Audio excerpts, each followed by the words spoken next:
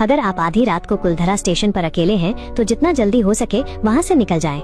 लेकिन अगर आपके पास रुकने के अलावा कोई और चारा नहीं है तो इन नियमों का पालन करें। नियम 1, अगर आपको रात 2:43 बजे कोई ट्रेन आती हुई दिखाई दे जिसकी हेडलाइट बंद हो तो उस ट्रेन में बिल्कुल न बैठें। नियम 2, अगर आपसे कोई पूछे कि अगली ट्रेन कब की है तो उसे जवाब न दें। नियम 3, अगर आपको ट्रेन का हॉर्न सुनाई दे लेकिन ट्रेन दिखाई न दे तो अपनी आंखें बंद कर लें। जब तक आवाज आनी बंद न हो जाए तब तक अपनी आंखें न खोलें और ट्रेन की तरफ न देखें। नियम 4, सबसे महत्वपूर्ण, अगर कोई ऐसी ट्रेन आए जिसका ड्राइवर का केबिन न हो तो उसी ट्रेन में बैठ जाएं और अगले स्टॉप पर उतर जाएं। आप देखेंगे कि ये वही स्टेशन है जहां आप पहले थे और अब सुबह हो गई है। इसका मतलब है कि अब आप सुरक्षित हैं।